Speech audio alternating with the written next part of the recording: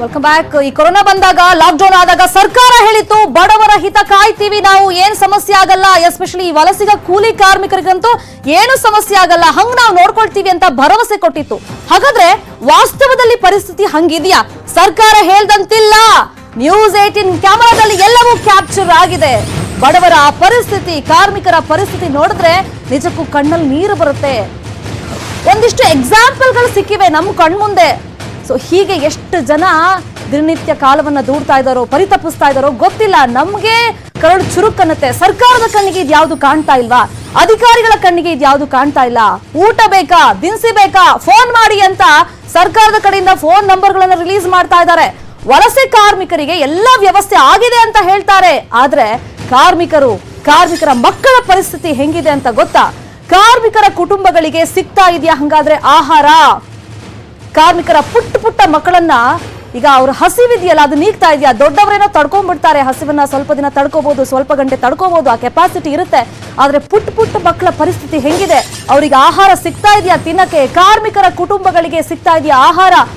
ಅಸಲಿ ಚಿತ್ರಣ ಏನಿದೆ, ನೈಜ ಚಿತ್ರಣ ಏನಿದೆ ಅದನ್ನ ತೋರಿಸುತ್ತೆ ನ್ಯೂಸ್ 18 ಕನ್ನಡ. ನಾನು ಆಗ್ಲೇ ಹೇಳ್ತಾ ಇದ್ನಲ್ಲ,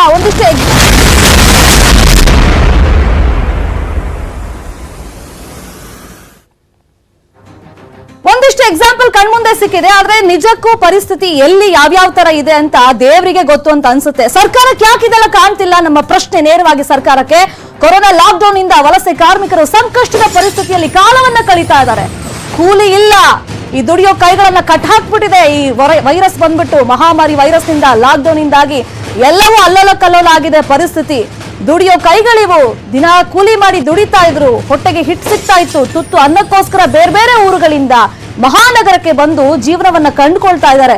ಮತ್ತೆ ಇನ್ನೊಂದು ವಿಚಾರ ಹೇಳ್ಬೇಕು, ತುಂಬಾ ಜನ ಹೇಳ್ತಾ ಇದ್ದಿದ್ದು, ಇಲ್ಲಿ ದುಡಿದು ಆ ಹಣವನ್ನ ಅವ್ರ ಫ್ಯಾಮಿಲಿಗೆ ಬೇರೆ ಊರಲ್ಲಿ, ಬೇರೆ ರಾಜ್ಯದಲ್ಲಿ ಇರ್ತಾರಲ್ಲ ಅಲ್ಲಿ ಕಳಿಸ್ತಾ ಇದ್ರಂತೆ.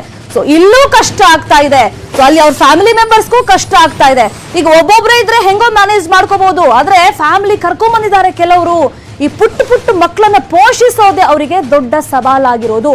ದಾನಿಗಳು ಬಂದ್ರೆ ಮುಗಿ ಬೀಳ್ತಾರೆ, ಸೋಷಿಯಲ್ ಡಿಸ್ಟೆನ್ಸ್ ಮೇಂಟೈನ್ ಮಾಡಿ ಅಂತ ನಾವು ಬಾಯಿ ಮಾತಲ್ಲೇನೋ ಈಸಿಯಾಗಿ ಹೇಳ್ಬಿಡ್ಬೋದು. ಆದ್ರೆ ಪರಿಸ್ಥಿತಿ ಹಂಗಿರಲ್ಲ. ಆ ಹಸಿವು ಅನ್ನೋದಿದೆಯಲ್ಲ, ನಮ್ಮ ಹತ್ರ ಪುಟ್ಟ ಮಕ್ಕಳಿದ್ದಾರೆ, ಗರ್ಭಿಣಿಯರಿದ್ದಾರೆ. ಸೊ ಅದಿದೆಯಲ್ಲ, ಅದು ಪ್ರವೋಕ್ ಮಾಡುತ್ತೆ. ಯಾಕಂದ್ರೆ ದಾನಿಗಳು ಎಷ್ಟು ಊಟ ತಂದಿರ್ತಾರೆ ಗೊತ್ತಿಲ್ಲ, ಎಷ್ಟು ತಿಂಡಿ ತಂದಿರ್ತಾರೆ ಗೊತ್ತಿಲ್ಲ. ಫಸ್ಟ್ ಹೋಗ್ಬಿಟ್ರೆ ಸಿಗುತ್ತೆ, ಆಮೇಲೆ ಎಲ್ಲರೂ ಕಿತ್ಕೊಂಡ್ಬಿಟ್ರೆ ನಮ್ಗೆ ಉಳಿಯೋದಿಲ್ಲ ಅಂತ ಒಂದು ಹೆದರಿಕೆ ಅವರಲ್ಲಿ ಇದ್ದೇ ಇರುತ್ತೆ, ಆತಂಕ ಅನ್ನೋದು ಇದ್ದೇ ಇರುತ್ತಲ್ಲ. ಅದಕ್ಕೆ ಯಾರಾದ್ರೂ ದಾನಿಗಳು ಬಂದಾಗ ಓಡ್ ಹೋಗ್ತಾರೆ, ಎಲ್ರು ಮುಗಿ ಬೀಳ್ತಾರೆ.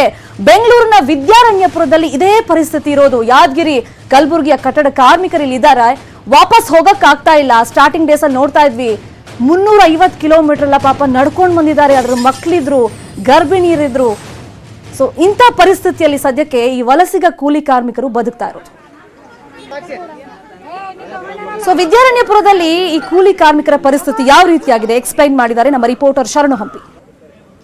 ಕೋವಿಡ್-19 ಲಾಕ್ಡೌನ್ ನ ಬರೇ ಬಡ ಕಾರ್ಮಿಕರಿಗೆ ಸಾಕಷ್ಟು ರೀತಿಯಾದಂತ ತೊಂದರೆಯನ್ನ ಅನುಭವಿಸ್ತಾ ಇದ್ದಾರೆ. ಅವರೆಲ್ಲರೂ ಕೂಡ ಬೇರೆ ಯಾದಗಿರಿ, ಗುಲ್ಬರ್ಗ, ರಾಯಚೂರು ಹೀಗೆ ಬೇರೆ ಭಾಗಗಳಿಂದ ಬಂದು ದುಡಿಲಿಕ್ಕೆ ಬಂದಂತವ್ರು, ಗಾರೆ ಹೀಗೆ ಬೇರೆ ಕಟ್ಟಡ ಕಾರ್ಮಿಕರಾಗಿ ಕೆಲಸ ಮಾಡ್ತಾ ಇದ್ದಾರೆ. ನಾವೀಗ ಬೆಂಗಳೂರಿನ ವಿದ್ಯಾರಣ್ಯಪುರದಲ್ಲಿದ್ದೀವಿ. ವಿದ್ಯಾರಣ್ಯಪುರದಲ್ಲಿರುವಂತಹ ಸ್ಲಮ್ ಇದು. ಇಲ್ಲಿ 150ಕ್ಕೂ ಹೆಚ್ಚು ಜನರಿದ್ದಾರೆ, 30ಕ್ಕೂ ಹೆಚ್ಚು ಈ ರೀತಿಯಂತ ಸಣ್ಣ ಪುಟ್ಟ ಶೆಡ್ಗಳಿರೋದು. ಈ ಶೆಡ್ಗಳ ಪರಿಸ್ಥಿತಿ ಹೇಗಿದೆ ಅನ್ನೋದು ನೋಡಿದ್ರೆ ಗೊತ್ತಾಗ್ತದೆ. ಹೊರಗಡೆಯಿಂದ ಯಾರಾದರೂ ದಾನಿಗಳು ಬಂದು ಊಟ ಕೊಟ್ರೆ ಮಾತ್ರ ಇವರಿಗೆ ಊಟ, ಇಲ್ಲದೆ ಇದ್ರೆ ಊಟನೇ ಇಲ್ಲ. ಇಲ್ಲಿ ನೋಡ್ಬೋದು ಬಹುತೇಕ ಜಾಸ್ತಿ ಸಣ್ಣ ಮಕ್ಕಳು, ಸಣ್ಣ ಪುಟ್ಟ ಮಕ್ಕಳೇ ಹೆಚ್ಚಾಗಿರೋದು. ಇಲ್ಲಿ ಪ್ರಮುಖ ವಿಚಾರ ಅಂದ್ರೆ ಊಟ ಬಂದ್ರೆ ಮಾತ್ರ ಅವರು ರಿಸೀವ್ ಮಾಡ್ಕೊಳ್ಳೋದು, ಇಲ್ಲದೆ ಇದ್ರೆ ಇಲ್ಲ. 12 ಗಂಟೆವರೆಗೂ ಕೂಡ ಸಣ್ಣ ಪುಟ್ಟ ಮಕ್ಕಳು ಕೂಡ, ಇಲ್ಲಿರುವಂತ ಸಣ್ಣ ಮಕ್ಕಳು ಕೂಡ ಕಾಯಬೇಕಾಗ್ತದೆ ಊಟಕ್ಕಾಗಿ. ರೇಷನ್ ಅಂತೂ ಇಲ್ಲಿ ಇದುವರೆಗೂ ಕೂಡ ಬಂದಿಲ್ಲ. ಇನ್ನೂ ಪ್ರಮುಖ ವಿಚಾರ ಅಂತಂದ್ರೆ ಗರ್ಭಿಣಿಯರು ಕೂಡ ಇರ್ತಾರೆ, ಅವ್ರಿಗೂ ಕೂಡ ಯಾಕಂದ್ರೆ ಈ ಸಂದರ್ಭದಲ್ಲಿ ಪೌಷ್ಟಿಕಾಂಶವಂತ ಆಹಾರವನ್ನ ತೆಗೆದುಕೊಳ್ಬೇಕಾಗ್ತದೆ. ಅವ್ರನ್ನ ಯಾರು ಕೂಡ ತೆಗೆದುಕೊಳ್ಳದೆ ಇರುವಂತ ಪರಿಸ್ಥಿತಿ. ಯಾಕಂದ್ರೆ ಊಟಕ್ಕೆ ನಿಮಗೆ ಪರಿಸ್ಥಿತಿ ಇಲ್ಲ, ಯಾರಾದ್ರೂ ಬಂದು ಕೊಟ್ರೆ ಮಾತ್ರ ಊಟ, ರೇಷನ್ ಸಿಗದೆ ಇರುವಂತ ಪರಿಸ್ಥಿತಿ, ಕೆಲಸ ಬೇರೆ ಇಲ್ಲ. ಬನ್ನಿ ಈ ಬಗ್ಗೆ ಮಾತಾಡ್ಸೋಣ ಇಲ್ಲಿರೋರನ್ನ, ಏನ್ ಹೇಳ್ತಾರೆ ಅಂತ ಹೇಳಿ. ಅಮ್ಮ, ನೀವು ಎಷ್ಟು ಜನ ಮಕ್ಕಳಮ್ಮ? ಹೇಗಿದೆ ಊಟ? ಯಾರನ್ನ ಕೊಡ್ತಾ ಇದಾರ? ಊಟ ಸರ್ 2 ಟೈಮ್ ಕೊಡ್ತಾ ಇದಾರೆ, ಆದ್ರೆ ಯಾಳ್ಯಾಕ್ ಕೊಡ್ತಾ ಇಲ್ಲ. 11 ಗಂಟೆ ಕೊಡ್ತಾ ಇದಾರೆ ಊಟ ತಂದು. 11 ಗಂಟೆ ಸಾಯಂಕಾಲ 4 ಗಂಟೆಗೆ ಕೊಡ್ತಾರೆ ತಿರ್ಗ. ಮತ್ತೆ ಮಕ್ಕಳದೆಲ್ಲ ಹೇಗಮ್ಮ? ಮಕ್ಕಳು ಅವಾಗ ಒಂದ್ ಸರ್ತಿ ರೇಷನ್ ಕೊಟ್ಟಿದ್ರು ಸರ್, ಅದೇ ರೇಷನ್ ಸ್ವಲ್ಪ ಮಕ್ಳಿಗೆ ಮಾಡಿಕ್ತಾ ಇದ್ವಿ ಅಷ್ಟೇ. ಅವಾಗ್ಲಿಂದ ಮತ್ತೇನಿಲ್ಲ. ಅದು ಇಟ್ರೆ ಮಾಡಿದ್ರೆ ಮಕ್ಳು ತಿನ್ನೋದು, ಇಲ್ಲ ಅಂದ್ರೆ ಮತ್ತೆ ಅವ್ರು ಬಂದಾಗೆ ನಾವು ಊಟ ತಿನ್ನೋದು. ನಿಮಗೆ ಎಷ್ಟು ಜನ ಮಕ್ಕಳಮ್ಮ? ಇಲ್ಲೆಲ್ಲ ಗರ್ಭಿಣಿಯರು ಹೇಗಮ್ಮ? ಮತ್ತೆ ಏನು ಊಟ ಮಾಡ್ತಾರೆ? 2-3 ಜನ ಗರ್ಭಿಣಿ ಇದಾರೆ. ನಾವೇನು ಅವ್ರು ತಂದು ಕೊಟ್ರೆ ಊಟ ಮಾಡ್ತೀವಿ, ಇಲ್ಲಾಂದ್ರೆ ಇಲ್ಲ. ಸ್ವಲ್ಪ ಅಕ್ಕಿ ಅದು ಇದೆ ತಗೊಂಡ್ ಏನು ಕೆಲಸ ಏನಿಲ್ಲ ಸರ್, ನಮ್ಗೆ ಎಲ್ಲಿ ಕೆಲ್ಸಕ್ಕೆ ಹೋಗಕ್ ಬಿಡ್ತಾ ಇಲ್ಲ, ಮನೇಲೇ ಇದೀವಿ. ಅಲ್ಲಮ್ಮ, ಈಗ ಗರ್ಭಿಣಿಯರಿದ್ರೆ ಒಳ್ಳೆ ಪೌಷ್ಟಿಕಾಂಶ ತಗೋಬೇಕಾಗ್ತದೆ. ಏನ್ ಮತ್ತೆ ಅವರೆಲ್ಲ ಏನ್ ಊಟ ಮಾಡ್ತಾ ಇದಾರೆ ಈಗೆಲ್ಲ? ಮತ್ತೆ ಹೆಂಗ್ರಿ? ಇರೋದೇ ತಿನ್ನೋದು, ಮತ್ತೆ ಅವ್ರಿಗೆ ಎಲ್ಲಿ ಸಪ್ರೇಟ್ ಏನೂ ಇಲ್ಲ, ಇರೋದೇ ತಿನ್ನೋದು ನಾವು. ಮತ್ತೆ ಬೆಳಗ್ಗೆ 12 ಗಂಟೆವರೆಗೆ ಹಂಗೇನಾ? ಹಂಗೆ ಉಪವಾಸ ಇರ್ತೀರಾ? ಮನೇಲಿ ಸ್ವಲ್ಪ ಇದ್ರೆ ಮಾಡಿಕೊಡ್ತೀವಿ, ಇಲ್ಲಾಂದ್ರೆ ಇಲ್ಲ, ಸುಮ್ಮನೆ ಕುಂದ್ರದಕ್ಕೆ. ನೀವು ಎಷ್ಟು ಜನ ಇದಿರೋದು? ಹೇಗಮ್ಮ? ಇಬ್ಬರೇ ಮಕ್ಕಳು ಇಬ್ಬರೇ ಇದ್ದಾರೆ. ಇಬ್ರು ನಮ್ಮ ಯಜಮಾನ ನಾವು 4 ಜನ ಇದ್ದಾರೆ. ಊಟ ಕೊಡ್ತಾರೆ ಅಷ್ಟೇ. ಊಟ ಏನು ರಾಜಾನಿ ಏನು ಗೌರ್ಮೆಂಟ್ ಕಡ್ದು ಕೊಟ್ಟಿಲ್ಲ ನಮ್ಗ, ಬೇರೆದವ್ರದ್ದು ಬಂದು ಕೊಟ್ಟು ಹೋಗಿದ್ರು. ಏನ್ರಿ ಇಲ್ಲಿ ಮತ್ತೇನ್ರಿ ಸಮಸ್ಯೆ?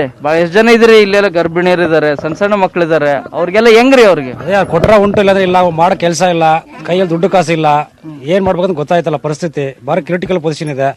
ಖರ್ಚಿ ಕಾಸಿಲ್ಲ, ಒಂದು ಕೂಲಿ ಕೆಲಸ ಇಲ್ಲ, ಏನಂದ್ರೆ ಏನಿಲ್ಲ. ಕುಡಿಯಕ್ಕೆ ನೀರೊಂದಿದೆ ಅಷ್ಟೇ, ಊಟ ಅವ್ರು ಕೊಡ್ತಾ ಇದಾರೆ. ಮಕ್ಕಳಿಗೆ ಈ ಟೈಮಲ್ಲಿ ಅಟ್ಲೀಸ್ಟ್ ಒಳ್ಳೆ ಪ್ರೋಟೀನ್ ಫುಡ್ ಬೇಕ್ರಿ. ಗರ್ಭಿಣಿಯರಿಗೂ ಪ್ರೋಟೀನ್ ಫುಡ್ ಬೇಕು. ಬರ್ತಿಲ್ಲ ಸರ್, ಅಲ್ಲಿ ಯಾರು ಬರ್ತಿಲ್ಲ. ಬಂದ್ರೆ ನಮ್ಗೆಲ್ಲರೂ ಅನುಕೂಲ ಆಗುತ್ತೆ. ಅಂತವ್ರು ಯಾರು ಬರ್ತಿಲ್ವಲ್ಲ. ಎಲ್ಲಿಂದ ರೀ ಬಂದಿರೋದು ಯಜಮಾನ್ರಿ ನೀವು? ಏನ್ ಕೆಲಸ ಐತೇನ್ರಿ? ಎಲ್ಲಿಂದ ಬಂದಿರೋದು? ಯಾದಗಿರಿ. ಎಲ್ಲರೂ ಯಾದಗಿರಿನಾ? ಯಾದಗಿರಿ. ಇಲ್ಲಿ ಬಹಳ ಶೋಚನೀಯ ಇರೋ ಪರಿಸ್ಥಿತಿ ಅಂದ್ರೆ ಪ್ರೋಟೀನ್ ಫುಡ್ ಅನ್ನ ತೆಗೆದುಕೋಬೇಕಾಗ್ತದೆ ಗರ್ಭಿಣಿಯರು, ಸಣ್ಣ ಸಣ್ಣ ಮಕ್ಕಳು ಕೂಡ. ಯಾಕಂದ್ರೆ ಇವ್ರಿಗೆ ಕೊರೋನಾದ ಹಾವಳಿ ಹೆಚ್ಚಿರೋದು. ಸೊ ಇಂಥ ಸಂದರ್ಭದಲ್ಲೂ ಕೂಡ ಈ ಸಿಚುವೇಶನ್ ಯಾವ ರೀತಿ ಇದೆ ಅಂದ್ರೆ, ಯಾದಗಿರಿ, ಗುಲ್ಬರ್ಗ, ರಾಯಚೂರು ಹೀಗೆ ಬೇರೆ ಬೇರೆ ಭಾಗದಿಂದ ಬಂದಂತ ಜನರೇನಿದ್ದಾರೆ, ಒಂದ್ ಕಡೆಗೆ ಕೆಲಸ ಇಲ್ಲ, ಇನ್ನೊಂದು ಕಡೆಗೆ ಸರಿಯಾಗಿ ಊಟನೂ ಕೂಡ ಬರ್ತಾ ಇಲ್ಲ. ಇಂಥ ಸಂದರ್ಭದಲ್ಲಿ ಪೌಷ್ಟಿಕಾಂಶ ನಿಜಕ್ಕೂ ಕೂಡ ಅದು ಗಗನ